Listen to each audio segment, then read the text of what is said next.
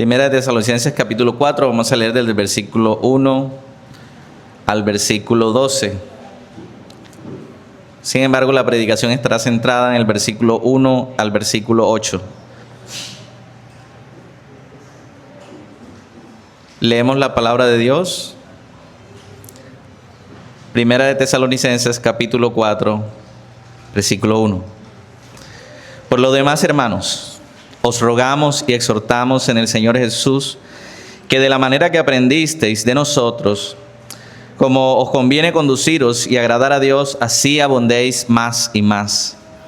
Porque ya sabéis qué instrucciones os dimos por el Señor Jesús, pues la voluntad de Dios es vuestra santificación, que os apartéis de fornicación, que cada uno de vosotros sepa tener su propia esposa en santidad y honor, no en pasión de concupiscencia como los gentiles que no conocen a Dios, que ninguno agravie ni engañe en nada a su hermano, porque el Señor es vengador de todo esto, como ya os hemos dicho y testificado, pues no nos ha llamado Dios a inmundicia, sino a santificación. Así que el que desecha esto, no desecha a hombres, sino a Dios, que también nos dio su Espíritu. Pero acerca del amor fraternal, no tenéis necesidad de que os escriba, porque vosotros mismos habéis aprendido de Dios que os améis unos a otros. Y también lo hacéis así como todos, con todos los hermanos que están por toda Macedonia, pero os rogamos, hermanos, que abundéis en ello más y más, y que procuréis tener tranquilidad y ocuparos en vuestros negocios, trabajar en vuestras manos de la manera que os hemos mandado, a fin de que os conduzcáis honradamente para con los de afuera y no tengáis necesidad de nada. Amén. Oremos al Señor. Bendito y santo es tu nombre, Señor. Estamos ante ti, Señor, y te rogamos, te pedimos, Señor, que nos permitas ver la luz de Cristo, Señor, a través de tu preciosa palabra. Que hoy podamos ser edificados, consolados y exhortados, y que tu Santo Espíritu obre en nuestros corazones conforme a tu santa palabra. En el nombre de Jesús de Nazaret, ayúdame, Señor, porque solo soy un instrumento, Dios. Es tu palabra lo que importa. Es tu palabra lo que queremos escuchar, Señor. Háblanos. En el nombre de Jesús. Amén y amén. Pueden sentarse, amados hermanos.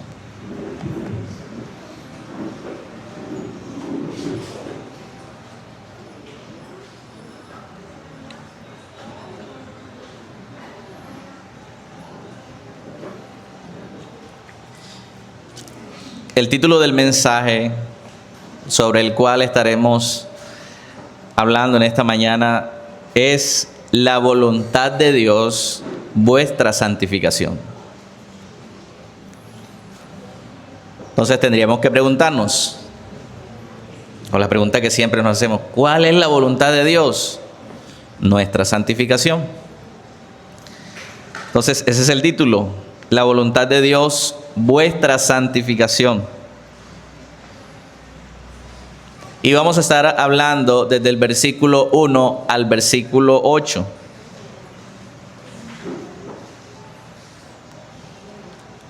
Quiero que entendamos algunas cosas a modo de introducción antes de entrar en los 5 puntos que estaremos tratando esta mañana. El pasaje de Tesalonicenses representa un momento crucial en la carta de Pablo, porque había recordado su relación histórica con la iglesia y en este texto específicamente realiza un giro hacia la exhortación directa. Este cambio marca una transición de la narrativa a la paraenesis. ¿Qué es la paraenesis? Es un género literario que busca instruir activamente al creyente sobre cómo vivir la vida en la práctica cotidiana. Entonces, a diferencia de otras cartas donde el apóstol Pablo corrige errores, como vemos en Corintios, Aquí el tono es más preventivo y de refuerzo. Y aunque los tesalonicenses gozan de una buena salud espiritual, como ya lo hemos comprobado en los capítulos anteriores de Tesalonicenses, y no han caído en pecado, o al menos en los pecados que Pablo está advirtiendo, hay que entender que Pablo está escribiendo desde una iglesia que sí dio mucho de qué hablar, y fue la iglesia de los Corintios. Entonces Pablo hace una exhortación pastoral basado en lo que ya había visto y comprobado en una iglesia que estaba dando bastante de qué hablar, por no decir problemas. Entonces, Pablo es consciente de las tentaciones que el mundo ofrece y que rodea a la iglesia. Por ello, este texto se estructura en 3 premisas fundamentales. Y esto a modo de introducción, digamos que no son los temas propiamente que vamos a estructurar, pero Pablo aclara que la instrucción escrita no es nueva, sino que es un eco de la enseñanza oral que ya les dio cara a cara. Recordemos que Pablo estuvo con los tesalonicenses ¿cuánto tiempo? 3 semanas, ¿cierto? Ya lo escuchamos en predicaciones anteriores. Y les insta a que sigan caminando de forma digna delante de Dios. Pablo también busca blindar a esta congregación frente a prácticas morales del entorno. Más adelante vamos a ver por qué. Y les ofrece una guía clara para evitar recaídas en los pecados comunes de las sociedades paganas donde estaban estas iglesias. Aquí el objetivo, hermanos, no es la corrección, sino la motivación. Pablo quiere motivar a la iglesia y afirma que lo que están haciendo, lo están haciendo bien, y los desafía a mantenerse firmes y progresar aún más en esa misma dirección.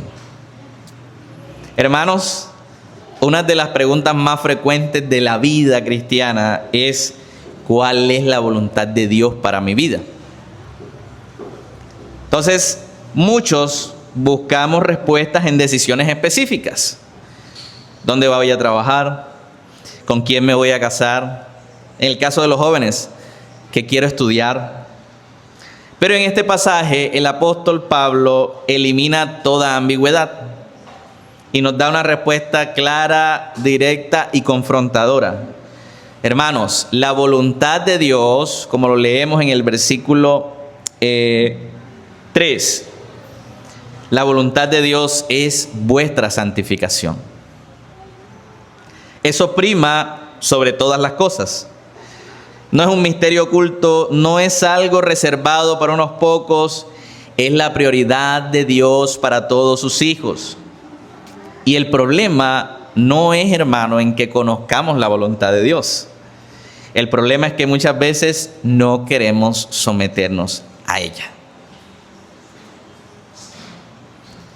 El tema que estaremos tratando en esta mañana, queridos hermanos, es la vida cristiana como un llamado progresivo a agradar a Dios mediante la santificación. Lo repito, la vida cristiana como un llamado progresivo a agradar a Dios mediante la santificación. Es lo que vamos a ver en todos los 8 versículos. Ahora, ¿cuál es la idea exegética que extraemos de este texto? Para los que toman notas, Pablo exhorta a los creyentes. Cuando hablo de exhortación, estoy hablando de un mandato y de algo que Pablo hace insistentemente. Pablo exhorta a los creyentes a abundar en una vida que agrada a Dios, recordándoles que su voluntad es la santificación. ¿Qué implica eso? Implica pureza sexual, dominio propio, justicia hacia el prójimo y una vida coherente con el llamado de Dios. ¿A qué pecado particular nos está apuntando el apóstol Pablo? Y es que aunque conocemos cómo agradar a Dios y aunque puede que lo sepamos, tenemos tendemos a conformarnos espiritualmente, cedemos a deseos pecaminosos, especialmente deseos sexuales. Tendemos también a afectar a otros con nuestro pecado y olvidar que desobedecer es rechazar al mismo Dios. A esos pecados está apuntando directamente este texto. Entonces vamos a estar hablando estos 8 versículos en 5 puntos. Y el primer punto sería un llamado a creer continuamente en agradar a Dios. Versículo 1 nos dice: por lo demás, hermanos, os rogamos y exhortamos en el Señor Jesús que de la manera que os aprendisteis de nosotros, cómo os conviene conduciros y agradar a Dios, así abundéis más y más. Versículo 2 dice: pues ya sabéis, porque ya sabéis qué instrucciones os dimos por el Señor Jesús. Hermanos, Pablo aquí comienza con una exhortación pastoral.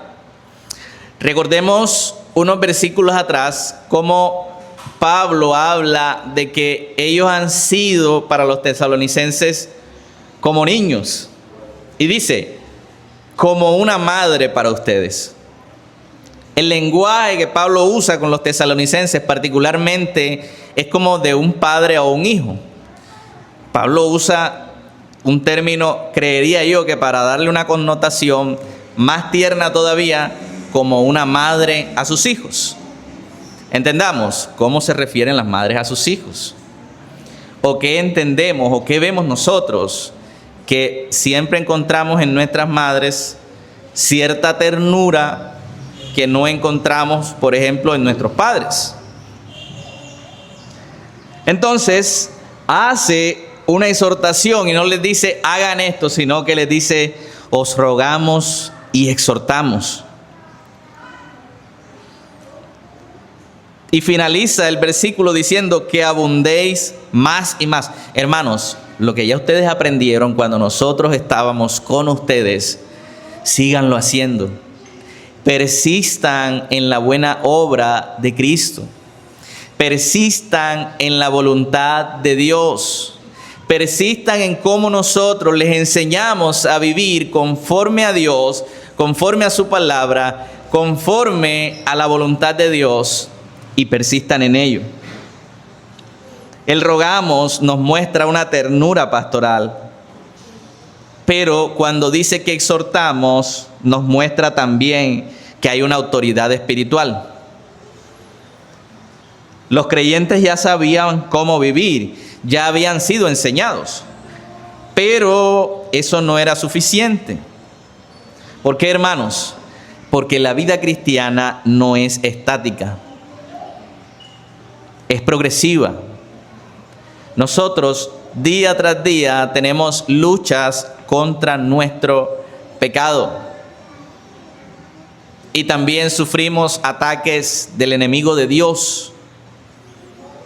Entonces, la vida cristiana, y si nosotros tenemos en nuestra mente el concepto de que la vida cristiana solo es paz mental, entonces tenemos un falso concepto del evangelio.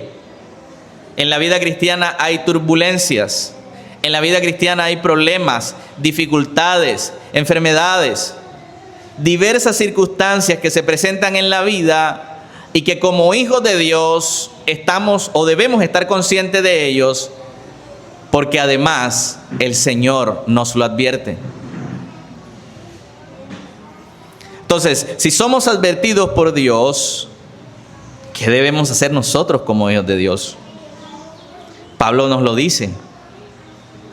Así dice, os conviene conduciros y agradar a Dios, y así abundéis más y más. Es decir, persistamos en eso. El comentarista Gary Shogren dice acerca de esta expresión como os conviene conduciros, que implica un patrón de vida aprendido, es decir, algo que ya tenían presente en sus vidas, dentro de una comunidad discipulada. Hermanos, esto no es ética individualista, sino una ética que ha sido transmitida apostólicamente a través de los padres apostólicos. Y además, el término abundar más y más sugiere que la vida cristiana nunca alcanza un punto de suficiencia. Hermanos, nunca vamos a estar completos hasta que Cristo sea nuestra plenitud. Entonces, solemos creer en una idea que es peligrosa. Es, ya sé lo suficiente y ya estoy bien.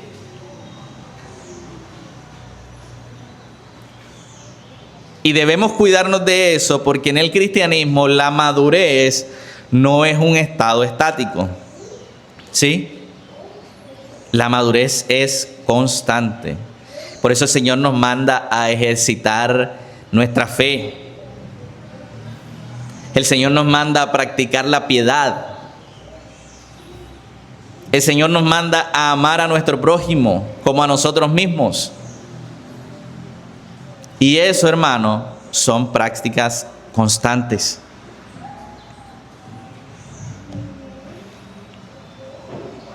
Les hago una pregunta.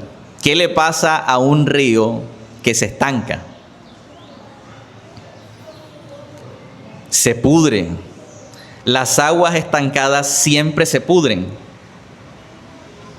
Y quiero hacer aquí una alusión al texto de Apocalipsis, donde Dios le dice a una de las iglesias, no recuerdo si es Sardis, pero les dice que lo mejor es que fuere frío o caliente, porque si eres tibio, te vomitaré, ¿de qué?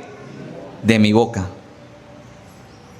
Y ese es el llamado que el Señor nos está haciendo. Hermanos, digamos que Juan, cuando Dios le da esta revelación y ese mensaje llega directo a esas iglesias, cada una de esas iglesias entendió el mensaje porque Dios se tomó la tarea de usar su contexto para hablarles y para que entendieran lo que estaba sucediendo. Y resulta que en esta ciudad donde llega este mensaje fluían dos afluentes, o habían dos tipos de fuentes de agua. Aguas cálidas y aguas frías. Pero había un punto donde el agua se estancaba y era agua tibia. ¿Y qué pasaba? Esa agua se pudría. No era apta para el consumo. Entonces, hermanos, por eso Dios se toma la tarea de hacer de darle esa instrucción puntualmente a esa iglesia, porque entendieron que es mejor la vida en Cristo que estar fuera de Él. Y lo peor de todo es estar en Cristo y estar conforme con tu situación actual.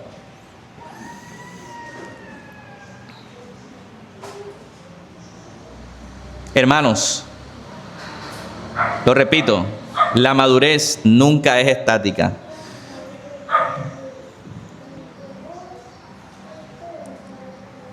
Aquí podemos hacernos varias preguntas. ¿Estás creciendo o simplemente estás asistiendo?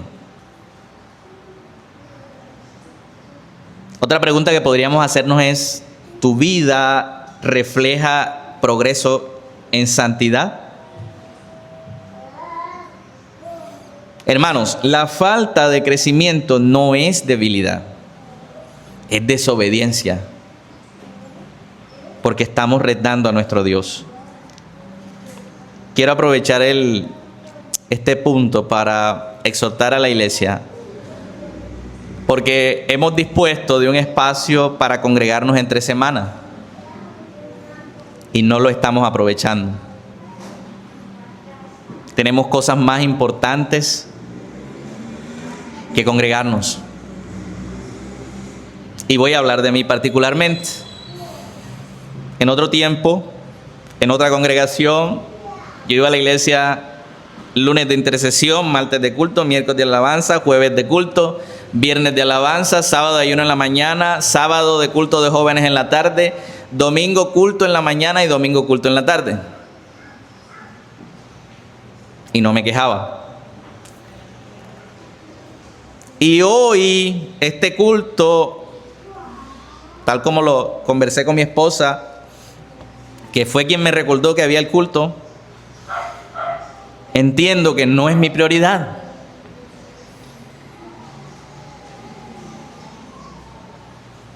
Y estoy seguro que es la situación de muchos otros que estuvieron en otras congregaciones antes. ¿Y sabe qué es lo peor de todo? Que antes usted creía que el ir a la iglesia estaba contribuyendo o estaba sumando puntos para tu salvación.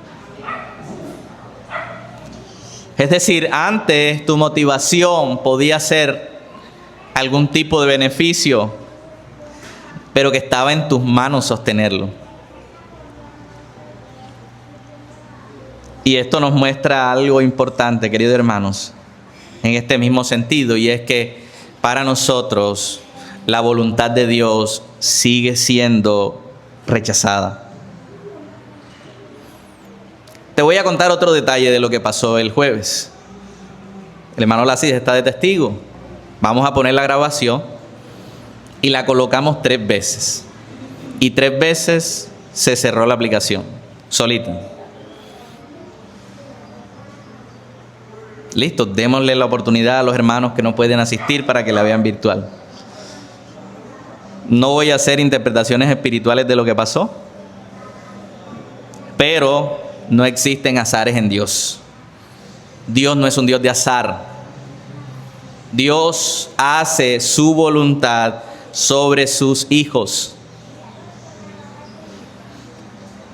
Si leemos el versículo 3 hasta el versículo 5, nos dice la palabra: pues la voluntad de Dios es vuestra santificación. Entonces dice Pablo, que os apartéis de fornicación, que cada uno de vosotros sepa tener su propia esposa en santidad y honor, no en pasión de concupiscencia, como los gentiles que no conocen a Dios.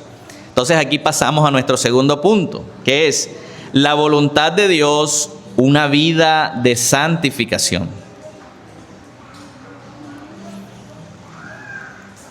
Hermanos, aquí la voluntad de Dios, quiero, mostrar lo que implica la voluntad de Dios en este versículo, porque la Escritura generalmente habla de la voluntad de Dios en 2 posibles maneras. En ocasiones, como pasa en Efesios 1:11, se refiere al propósito eterno de Dios que determina la historia.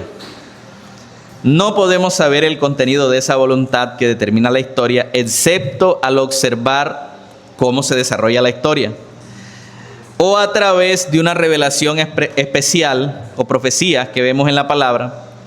Y los teólogos con frecuencia se refieren a esta voluntad determinante de la historia como una voluntad decretiva, oculta o secreta de Dios. Pero la segunda manera en que se expresa la voluntad de Dios en la Escritura habla de la voluntad de Dios a través de los deberes que Dios ha anunciado por medio de la revelación. Y este versículo puntualmente, o estos versículos puntualmente, son este caso. ¿Cómo llamamos a esta voluntad? ¿O cómo le suelen llamar los teólogos a esta voluntad? Una voluntad preceptiva o voluntad revelada de Dios. Hermanos, en este texto Dios está revelando en nuestros términos, en nuestro lenguaje, su voluntad para nuestras vidas. ¿Cuál es su voluntad? Que vivamos en santidad. Él quiere santificarnos. Su voluntad es que seamos santificados. Y eso es lo que nos está mostrando este texto. Pero examinemos el versículo 3. Y él nos dice que os apartéis de fornicación. Y cuando habla de fornicación, Hermanos, este texto lo está aplicando directamente al área más vulnerable que tiene el ser humano, y es la sexualidad. Ese es el área más vulnerable que tiene el ser humano. Por eso dice que os apartéis de fornicación. No voy a tomarme el tiempo de explicar los tipos de pecados que implican la fornicación, pero tiene que ver con todo pecado sexual. Ya el hermano Lácides hizo una explicación muy completa en la predicación de los frutos de la carne. Y él hizo ahí unas distinciones muy importantes. Sin embargo, dice que os apartéis de fornicación. Y es que, hermanos, en el caso de la santificación, es el proceso por el cual el Espíritu Santo transforma, 1, los pensamientos, 2, las motivaciones, 3, el comportamiento. ¿De quién, hermanos? De los creyentes. ¿Para qué? Para conformarlos a la santidad, la pureza y la separación de la contaminación del pecado. ¿De qué? De Cristo mismo. Recordemos que ahora estamos unidos a Cristo. Estamos unidos a Cristo. Y si antes estábamos en un estado de muerte en nuestros pecados, ahora el Señor empieza una separación de Cristo con esos pecados. Por eso Pablo vincula aquí el amor con la santidad, tal como ya se habló en 1 de Tesalonicenses 3, versículos 12 y 13, y reafirma el llamado de Dios es a la santidad y no a la impureza sexual. Quiero darte un dato muy rápido sobre la impureza sexual. Y uno de los males que aqueja a nuestra generación, y hablo de nuestra generación, es incluso de miembros en las iglesias, es que existen estadísticas que reconocen que existe un alto porcentaje de personas en las iglesias, tanto hombres como mujeres, que han visto pornografía en redes sociales. Y es que es muy sencillo encontrar este tipo de contenidos, porque incluso en la televisión usted puede ver anuncios que implican o que muestran desnudez de mujeres y de hombres. ¿Qué se dice también, por ejemplo, de programas que sé que hay personas, no sé si de esta congregación, pero personas que conozco que dicen ser cristianas, que ven programas como La Casa de los Famosos, por ejemplo? ¿O qué decir de las diferentes novelas, series, películas que vemos y que muestran desnudez? O que hablan, puede que no lo muestren, pero hablan deliberadamente de impureza sexual en todas sus presentaciones. ¿Y qué hacemos nosotros? Simplemente lo pasamos por alto.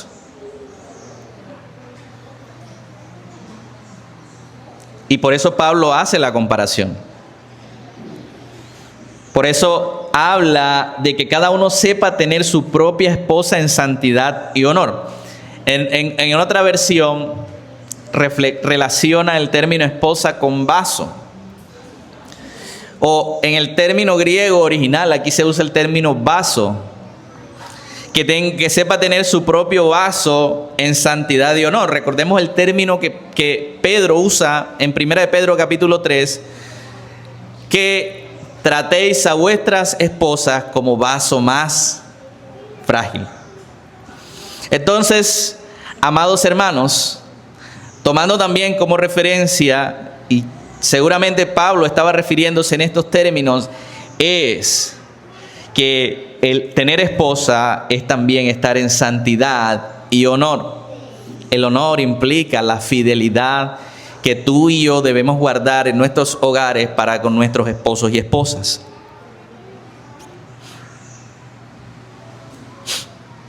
Entonces, ¿qué implica el apartarse? Porque él está diciendo aquí, en el versículo 3, dice que su voluntad es la santificación y que os apartéis de fornicación. Hermanos, apartarse implica huida, No es una negociación, no es como que tú te quedes a resistir para ver qué pasa. Yo me acuerdo un hermano que decía que no se iba a bautizar, y cuando llegó el día del bautismo se bautizó y le preguntaron: hermano, pero usted no dijo que no se iba a bautizar. Y dice: sí, hermano, lo que pasa es que yo estaba engañando al diablo. Hermanos, no se puede jugar con la tentación. Santidad y honor, este honor que Pablo nos está refiriendo, implica dignidad, no un uso egoísta. Recordemos, como Pablo da la instrucción a los corintios, que ya tu cuerpo no te pertenece a ti, sino que es de tu esposa, y el cuerpo de tu esposa te pertenece a ti. Por eso habla de que dejará el hombre a su padre y a su madre y se unirá a su mujer, y los dos serán ¿una qué? Sola carne. Entonces, un pensamiento muy común que suelen tener las personas en la iglesia es que este pecado no va a afectar a mi hermano, o este pecado no afecta a mi esposa. Hermanos, el Señor nos hace un llamado, y cuando dice que no en pasión de concupiscencia, implica dominio. El Señor nos ha dado dominio propio, y si no tienes o no tenemos dominio propio, debemos preocuparnos, porque es una señal, una marca, es el fruto del Espíritu Santo en nosotros. Luego Pablo, en el siguiente versículo, hace un contraste que me parece demoledor. Pablo dice: no en pasión de concupiscencia, como los gentiles que no conocen a Dios.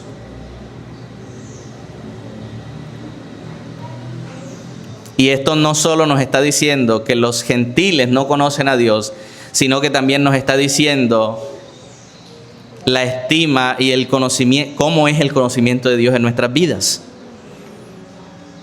A medida que conocemos a Dios y sus atributos, existe un efecto contrario en nuestra humanidad. Es decir, a medida que conocemos más a Dios, deberíamos amarlo más y odiar mucho más lo que Él odia. ¿Qué es lo que Dios odia, hermanos? El pecado. ¿Y qué pasaba puntualmente en esta sociedad? R.C. Sproul, en el comentario de este versículo 5, nos dice que la sociedad pagana en tiempos de Pablo proveía pocos incentivos para la pureza sexual. Es decir, era algo común. La infidelidad matrimonial, al menos para los varones, era una norma. Y algunas de las prácticas religiosas paganas de las que los tesalonicenses habían sido liberados, aprobaban una repugnante conducta sexual en sus rituales, como ya hemos leído en otras ocasiones en Corintios sobre quienes rendían culto a la diosa Diana. Hermanos, el Evangelio nos trae un despertar moral y una revelación fresca de los estándares justos de Dios. Hermanos, nuestra moral no está rendida solo por lo que es bueno para nosotros. Nuestra moral está ceñida a la voluntad de Dios, que es lo que realmente importa. Eso es lo que Dios quiere de nosotros. Por eso Él declara en este pasaje que la voluntad de Dios es vuestra santificación.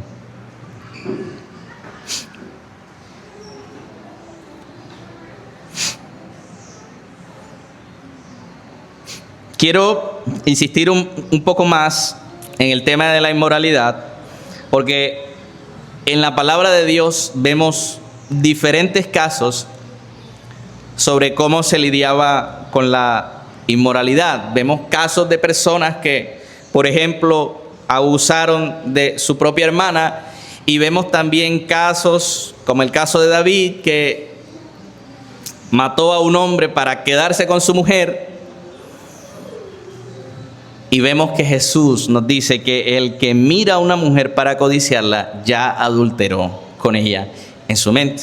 Eso lo vemos en Mateo 5, 27 y 28. Pero Pablo es insistente en este caso. Y en 1 Corintios 6, 18 les dice a los corintios: huid de la fornicación. ¿Qué le pasó a José?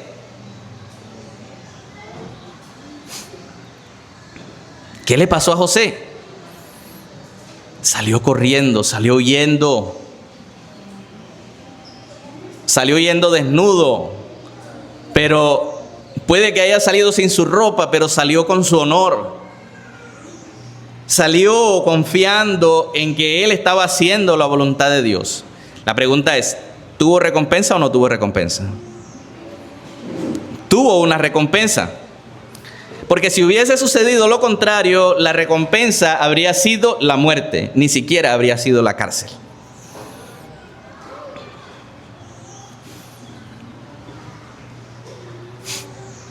Hermanos, el pecado sexual no es un problema privado, es un problema espiritual. No puedes justificar impureza y afirmar comunión con Dios. Por eso la santidad requiere disciplina, vigilancia y dependencia del Espíritu. Por eso cuando o el pastor Carlos o el pastor Lácides estén delante de Dios, ¿qué creen que Dios le va a demandar?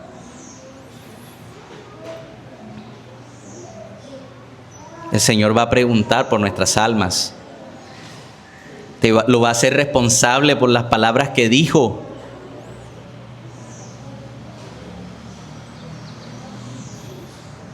Porque esto es algo que no se puede superar estando solo.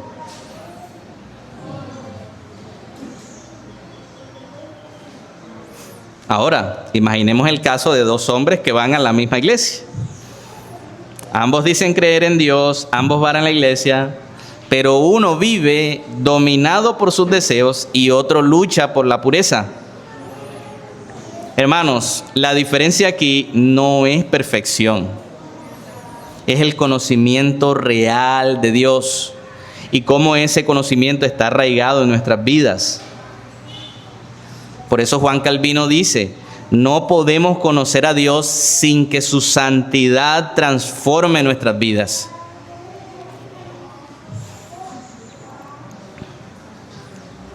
Leyendo el versículo 6, Pablo sigue diciendo: y que ninguno agravie ni engañe en nada a su hermano, porque el Señor es vengador de todo esto, como ya os hemos dicho y testificado. Pablo seguramente les había hablado de casos que habían sucedido y de cuáles fueron las consecuencias que terminaron recibiendo. Entonces, precisamente cuando está hablando de defraudar a su hermano, es que no te metas con la mujer de tu hermano, haciendo alusión también al mandamiento: no codiciarás a la mujer de tu prójimo. Hermano, el involucramiento en el sexo ilícito no solo afecta a las partes involucradas. No solo se perjudican los cónyuges, se perjudican las familias, los amigos, y es peor todavía si son hermanos cristianos. Yo he visto iglesias acabarse por pecados sexuales y con consecuencias terribles a nivel de escarnio, vergüenza.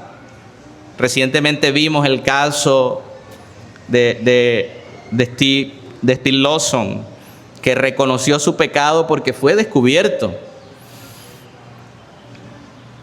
Entonces, las consecuencias, y por eso Jesús dice: a causa de vosotros mi nombre es vituperado. Entonces las consecuencias siempre serán nefastas. Por eso la advertencia es clara. Que ninguno agravie ni engañe en nada a su hermano, porque el Señor es vengador de todo esto, como ya os hemos dicho y testificado. Hermanos, Dios es vengador. Por eso les decía, no hay pecados privados. Dios los está viendo. Aquí no me está viendo nadie, Dios te está viendo. ¿Sabes qué es lo peor? Dios va a tomar venganza de eso. Porque como vamos a leer más adelante, es un rechazo directo hacia Dios. Por eso la santidad, hermanos, no es solo personal, también es relacional. Recordemos que estamos en un cuerpo y que lo que cada miembro del cuerpo haga va a afectar a los demás hermanos del cuerpo. ¿Sí? ¿Qué pasó con aquellos que estaban murmurando en el pueblo de Israel? Moisés lo dice, recordemos. Recibieron las consecuencias por su pecado.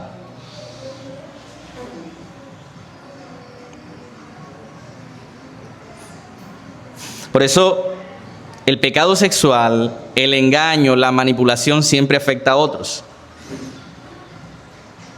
Entonces, muchas personas piensan que si nadie se dio cuenta, no pasó nada. Hay una canción que dice, y si no me acuerdo, no pasó. Tú no te acuerdas, pero sí pasó. Los borrachos dicen que borraron el cassette, que no se acuerdan. Hermanos, sí pasó y Dios lo vio. Entonces, Pablo está insistiendo en que no te puedes aprovechar de tu hermano. No te puedes meter con la mujer de tu hermano. ¿Por qué? Porque estás rompiendo no solo su confianza, la de él, sino de la comunidad y de la iglesia. Pablo está hablando a una iglesia. Hermanos, tiene tantas implicaciones que precisamente la inmoralidad que Pablo está advirtiendo es injusticia social. Porque Dios se toma la tarea de vengarse de eso. Dios es el vengador. Por eso Dios actúa precisamente como ese defensor de la justicia, porque su amor está sobre la base de la justicia. Proverbios 6, 27 al 29, hay una frase que dice, ¿tomará el hombre fuego en su seno sin que sus vestidos ardan? No puedes jugar con eso sin que te quemes. Nadie puede jugar con fuego sin quemarse. Y por eso Gálatas 6, 7 y 8 dice, todo lo que el hombre sembrare, eso también segará.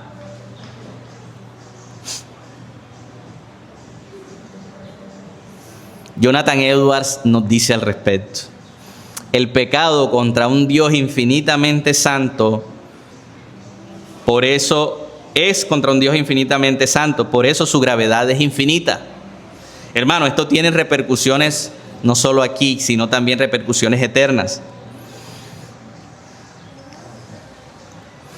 Por eso vemos aquí que Dios no solo nos está diciendo que no hay pecados privados, sino que todos tienen consecuencias. También nos está diciendo que Él defiende la santidad de su pueblo. Por eso el temor de Dios es el que debe gobernar nuestras decisiones.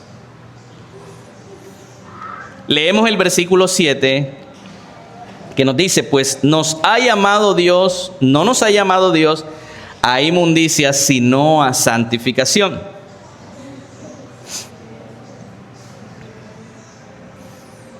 Aquí no vivimos en santidad para ser llamados. Vivimos en santidad porque ya fuimos llamados. Es decir, el Señor nos ha dado o nos ha entregado una identidad, la cual Él quiere mantener en nosotros y que vivamos a la luz de esa identidad. ¿Cuál es la identidad, hermano? ¿Qué somos? Si nos ha llamado a santidad, ¿qué somos nosotros? Santos. Por Cristo, Dios nos ha declarado santos. Por eso, el llamamiento que Dios hace es eficaz. ¿Por qué? Porque esto no es una invitación débil. Dios no está tocando la puerta y llamándote para ver si tú quieres entrar. No. Hermano, es un acto soberano de Dios. Por eso Dios, a quien llama, transforma. Entonces, vivir en inmundicia, como lo está advirtiendo Pablo, no es solo inconsistencia, es una contradicción, es algo que va en contra del llamado divino. Si vives en inmundicia, entonces tienes que cuestionar tu llamado y entender si realmente tú has sido llamado por Dios.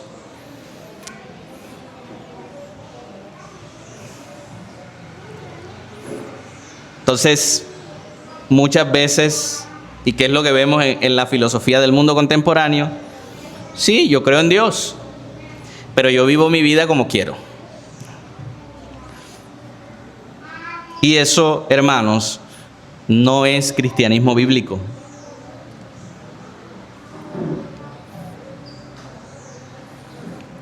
R.C. Sproul nos dice al respecto que la santidad no es una opción para el cristiano, es su identidad.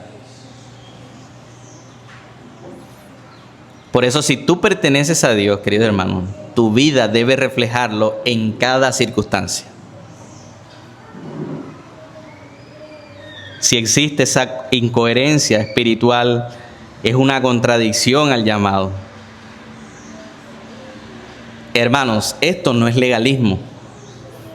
Esto es una identidad vivida. La santidad no es una opción para el cristiano. Hace parte de su identidad. Y lo que el Señor está haciendo o habla a este pueblo que entendemos que está actuando conforme a la voluntad de Dios y que se está portando bien, si queremos llamarlo de alguna manera, es que para Dios es importante que tú permanezcas en la identidad que Él te ha dado. Por eso insiste en ello y por eso les dice, como leíamos en el versículo 1, y así abundéis más y más. Entonces, en el versículo 7, el punto que acabamos de leer, que es el fundamento, el llamado de santo de Dios. El versículo 6 que acabamos de leer es la santidad incluye justicia hacia el prójimo. Y ya para concluir, el versículo 8, rechazar la santidad es rechazar a Dios. Dice el versículo 8, así que el que desecha esto no desecha a hombres sino a Dios, que también nos dio su Espíritu Santo. Pablo aquí está atribuyéndose o está adjudicando autoridad divina. Esto no es solo una proclamación oral, no es solo una instrucción cualquiera. Por eso él dice que da su Espíritu. Pablo les está recordando a los tesalonicenses y por ende les está recordando a su iglesia su capacidad renovada para la santidad. Les está diciendo, ustedes han sido capacitados. ¿Por quién? Por el Espíritu Santo para vivir en santidad. ¿Por qué? Porque esto es una dotación continua. El Señor nos santifica todos los días. Y nos ha dejado una responsabilidad, nos ha dejado una tarea. Y es que nosotros participemos activamente de ese proceso de santificación. Por una razón fundamental, hermanos. Y es que ahora el Espíritu Santo mora en nosotros.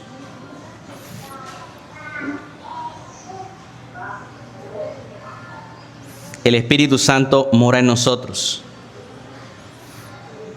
Así que el que desecha esto, dice Pablo, no desecha a hombre, está desechando a Dios.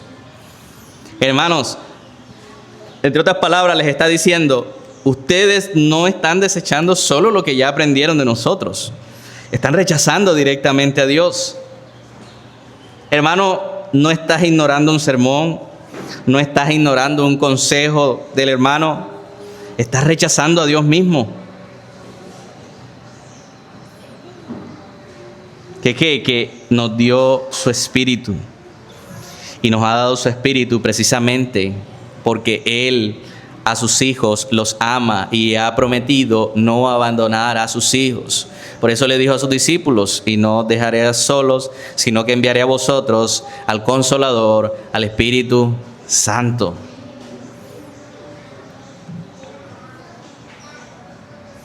Por eso vemos que Dios providentemente sostiene a su pueblo.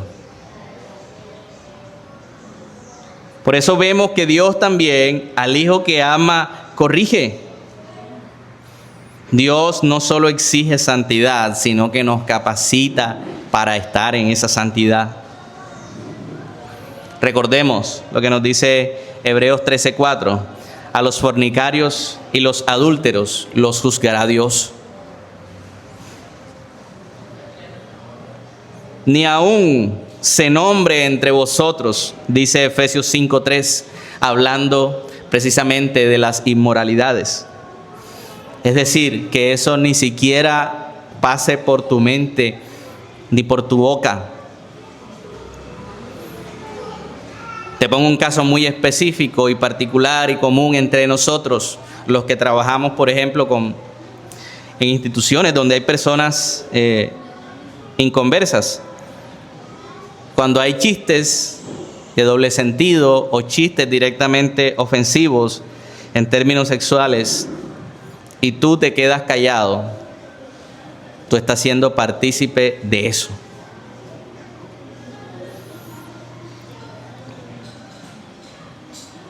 Por eso dice la palabra de Dios, ¿no?, que debemos huir de eso. Hermanos, esto también elimina otra excusa que es muy común entre nosotros. No puedo cambiar. Y te voy a decir por qué no puedes cambiar. Porque no puedes solo. Pero, hermanos, no estás solo. El Señor te ha dotado de una comunidad de fe.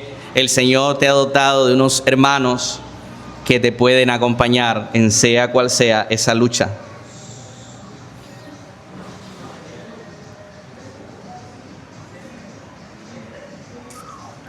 Thomas Watson dijo lo siguiente: donde mora el Espíritu, allí habrá un odio creciente hacia el pecado. Por eso, hermanos, persistir en estos pecados es resistir al Espíritu. No se puede ser espiritual sin ser santo. Hay muchas personas que dicen que son espirituales. Y es que se puede ser espiritual en el reino de los cielos y en el reino de las tinieblas. Y si no estás en la santidad que el reino de los cielos demanda, entonces ¿en cuál estás? Por eso, hermanos, la evidencia de la transformación del Espíritu Santo en nuestras vidas no es emoción. Es transformación, es cambio. Al respecto podemos concluir que este texto nos deja sin excusas, porque ojo, no le está predicando a una iglesia que está persistiendo en sus pecados. Le está predicando a una iglesia que actúa y anda en santidad. Podemos ver aquí que la voluntad de Dios no es confusa, como muchas veces creemos que lo es.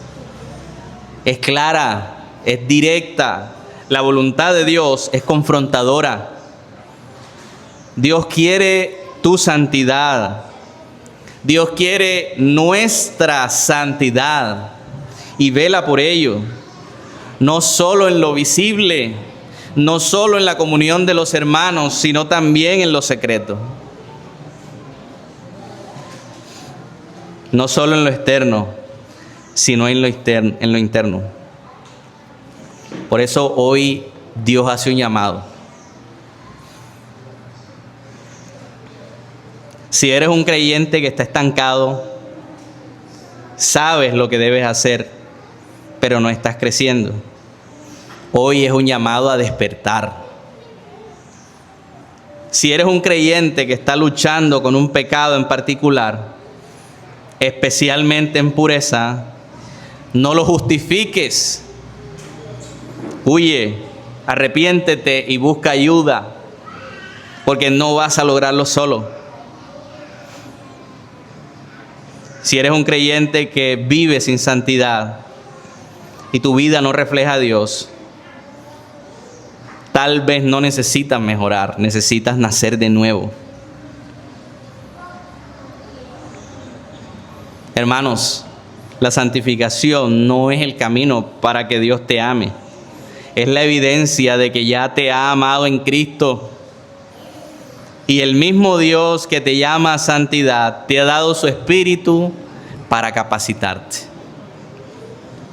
Pongámonos de pie y oremos al Señor.